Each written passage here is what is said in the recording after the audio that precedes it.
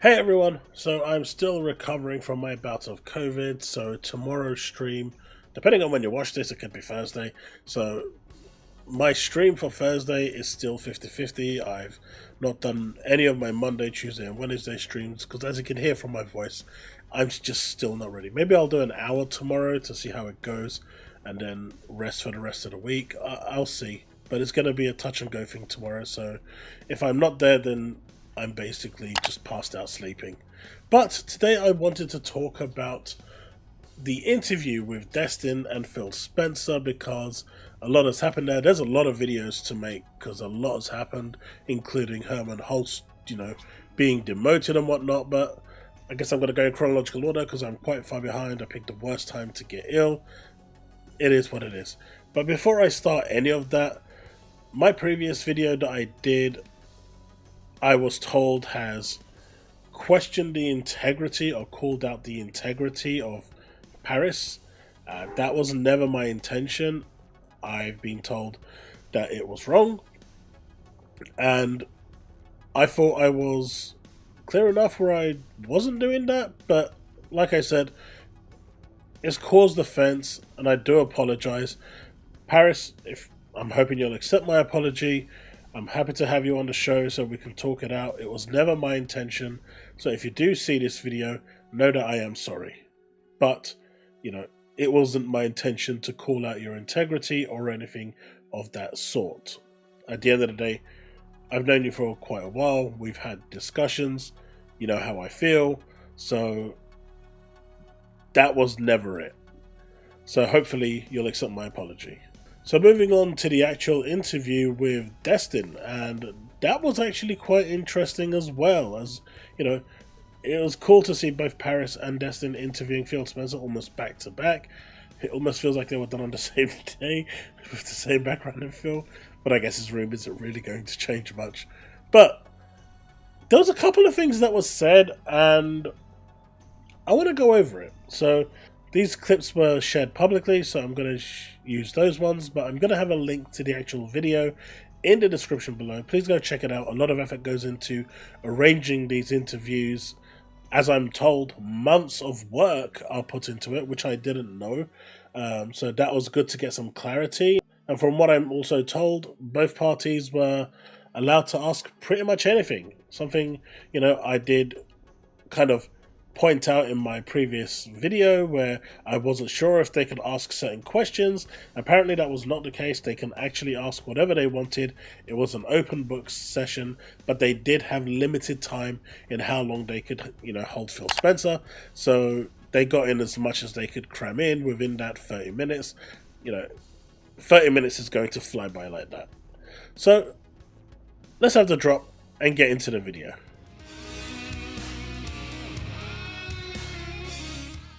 So the only two clips from this video I'm going to use is going to be this clip over here and this one over here. These are the ones that have been shared publicly on X and social media. The rest I'm not going to touch. It's a really cool listen to. They're covering the reactions to the actual showcase, the Ninja Gaiden and how that came about, the whole redefining Xbox, AI in the next future Xbox, which will be coming. And there's a lot of information here, including, Steam coming to Xbox as well. So a lot of this, definitely worth a watch. I'm going to be talking about it briefly, but the two that has been shared quite commonly on social media, on X, are these two. So those are the clips that I'm going to be using. So let's just listen to this first, and I'll have a link to this in the description below. If you haven't seen it, you absolutely should. But here we go. Yeah, ripping the Band-Aid off on that topic while you're there.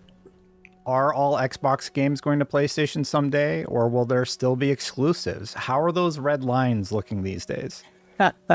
The red line, just to be clear, was me responding to an answer. Like, I sometimes gets positioned if I kind of ran out with a red lines t-shirt on. We are finding that our games shipping on multiple platforms is a good thing for Xbox. It makes Xbox stronger. It lets us do shows like we did with Showcase with great games, give our game teams the time they need for us to invest in platform, for us to invest in hardware. I think all of this is part of what Xbox is going to be when we go forward. When you ask the question like all No, I mean, there's Xbox games that have shipped that we're not going to put on other platforms. Some of the things we'll look at how they do, but you're going to see more games, not just shipping on PlayStation, shipping on Nintendo. We'll continue to support Steam the way that they ship. We want our games to be in places that people play. We think that enables us to do more on platform, do more on hardware, and it's a good system for us that works. It doesn't mean every other company's got to do it that way, but it does mean, I think, that measuring our progress is different than maybe we measured the progress of Xbox or a console-only platform 10 years ago. So essentially what he's saying here is a little bit of a mixed message, right? Because he's saying wherever we want our games to be, wherever they are, wherever you are. So if you've got an Asus ROG and that's your only way of gaming, we want to make sure our games work on your Asus ROG. If you've got the Logitech G Cloud, well, we want to make sure that our games work for you on the cloud on your platform. If TV is the only way you game in this, in 2025, we want to make sure that our games are available on the cloud for you. But at the beginning, he turned around and says that as far as all games are concerned, the answer is no.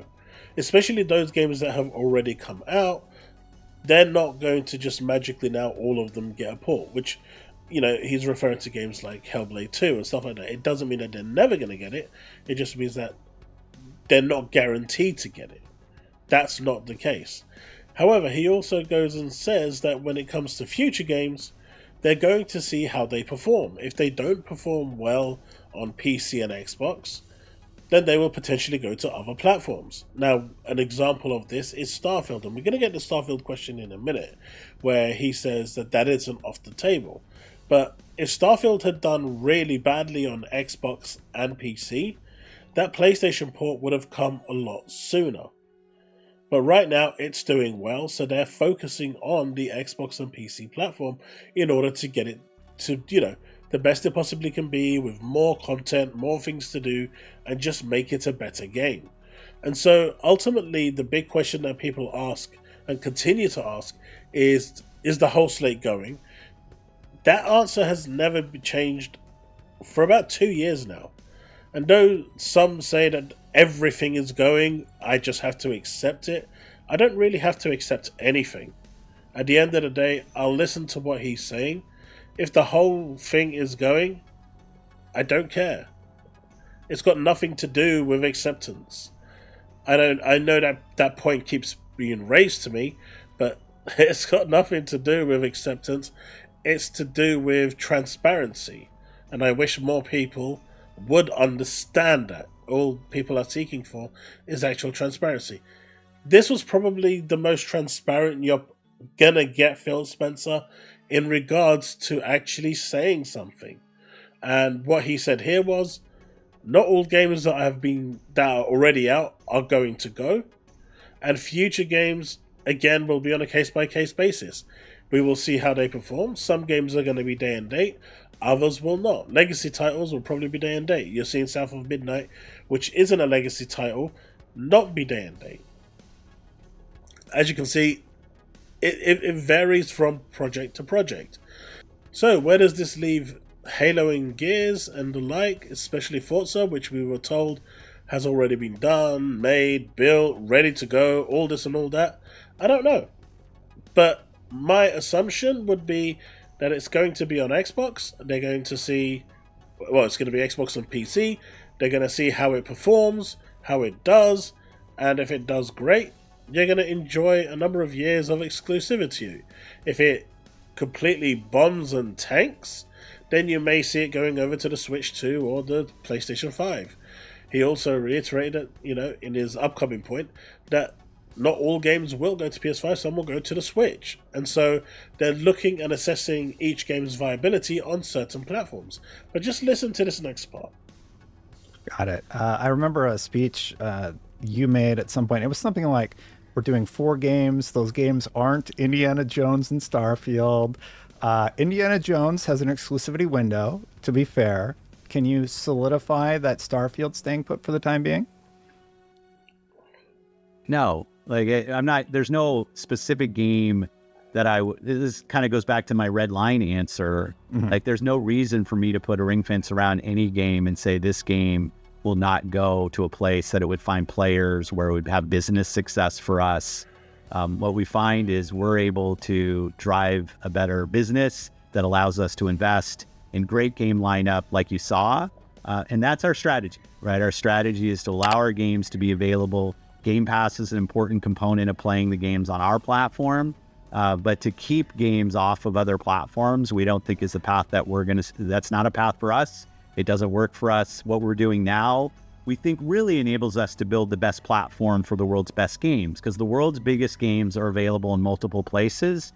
And more creators are asking us, how do we stay connected when our game might be playable in all these different places? And we want Xbox to be absolutely the platform that enables that. We think that makes us unique. Most of the other platforms out there are single platform on single device, whether that's PC, whether it's mobile, whether it's a console. And we want Xbox to be a platform that enables creators across any screen that people want to play on. So that answer was a fully loaded answer, and there's a lot to actually break down there. So the first response was no, and then it brings up the red line. And again, that goes back to the whole point where, no, we're not saying that, no games off the table. What we're saying is all games are on the table, but it depends how they do. It depends how they perform. If they continually do well and bring in money and bring in revenue, then yeah, it's going to stay, because we can see that community really likes it. If it brings engagement to Game Pass, if it has valuable, notions to it, great. If South of Midnight continues to bring subscriptions to Game Pass, if it continues to bring in revenue, then it is going to stay. But the moment that well dries up, then they will look to other places to try and revitalize that, unless it's a legacy title. And then they brought up the notion of the world's biggest games. Now, he's clearly here referring to Fortnite and Roblox and, Minecraft, those sorts of games. And I get it, but I don't think any of us here want to be in a world where those are really the only games that you want to aspire to. And clearly they're aspiring to the revenue aspect of things rather than the actual quality of the game. Now, I'm not saying Fortnite or Minecraft hasn't got quality in it. That's not what I'm saying, but I just don't see those people that like their single player experiences or their FPS shooters. They're not really going to jump in. They're not looking for that kind of Minecraft experience. And if they're trying to recreate that, well, they're probably not going to do it. It's going to be extremely rare for any of these games to have the success that Roblox, Fortnite, and Minecraft have. They are enigmas of their own kind, you could say. Right? There's only a few games that come, that can group with that, and the only one I can think of offhand right now while I'm making this video is GTA 5, if the multiplayer and the Game Shark sells. Sorry, my voice is really going at the moment.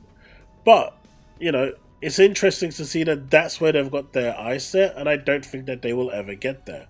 That's my personal opinion. I think that that's the wrong goal to be targeting, but it seems that what they're saying here is what we want is, yes, we're going to have games for Xbox owners, and once that well is dried, we'll push it out to more gamers because we want more people to play games, and I don't have a problem with that.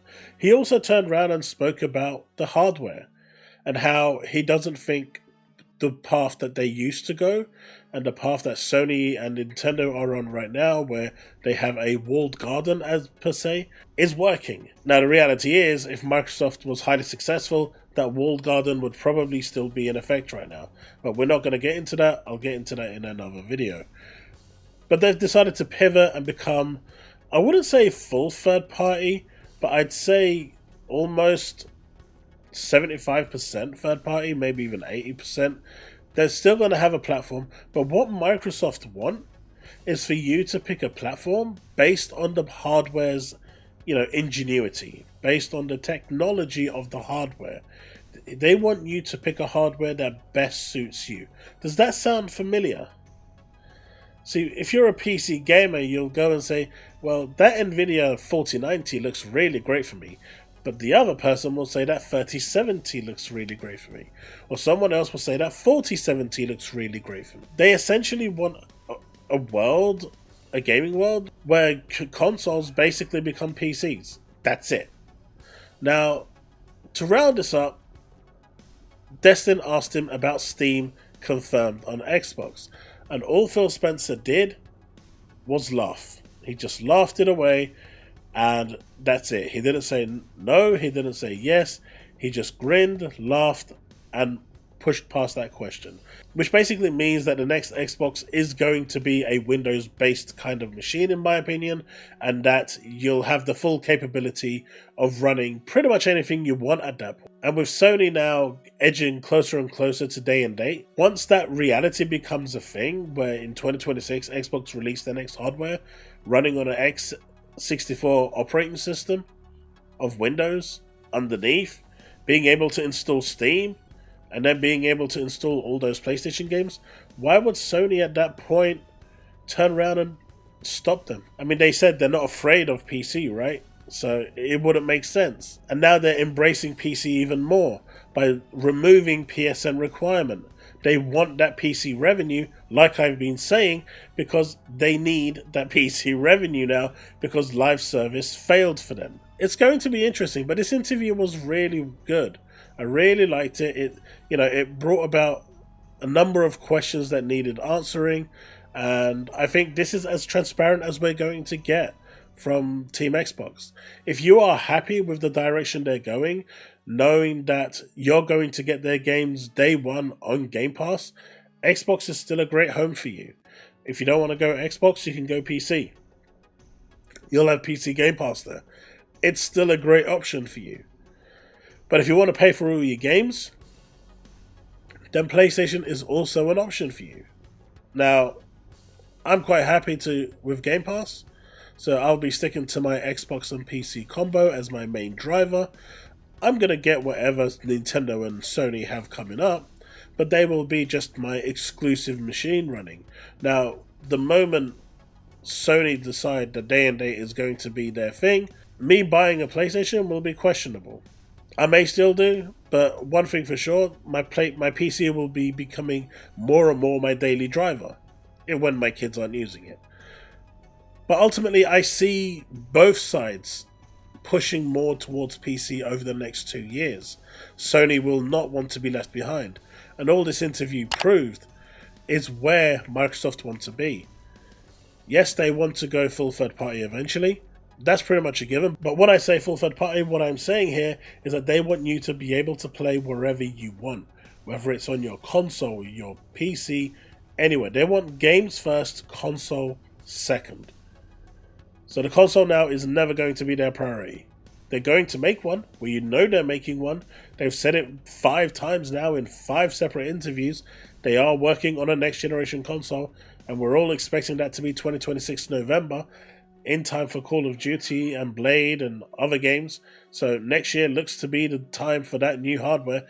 But at the end of the day, Xbox has pivoted quite strongly. These interviews have shown their, desire. And, even when they asked, fans are upset that it's diminishing the brand, and Phil Spencer turned around and said, I am fully aware that there is a box in the name, and so we are still going to honor that and respect that and have a console. They will have it for those that are interested. But it's not going to be the only way to play it. But at the end of the day, outside of all the console warring, which should end by now, right? With this decision, with this transparency from Microsoft. If you're an Xbox gamer with Game Pass, you are going to get all of these games day one. And if you hear anyone talking and saying from the Pony camp, oh, this is going to perform so much better on my PS5 Pro, then just go and buy a PC and shit all over them. Their next point is going to be, oh, but look how much money you paid. Well, look how much extra money you paid for a paperweight that's performing pretty poorly right now. That's all I can say. But that's the video. I hope you've enjoyed it. It's taken me way too long to make this video. But it's nice getting back to actually making videos. Sorry this video is longer than it needed to be. And definitely please go check out Destin's video. I'm going to leave Paris's video down there as well. That was a good interview too. Go check that out as well. Thanks so much, and I'll see you in the next one. Remain legend.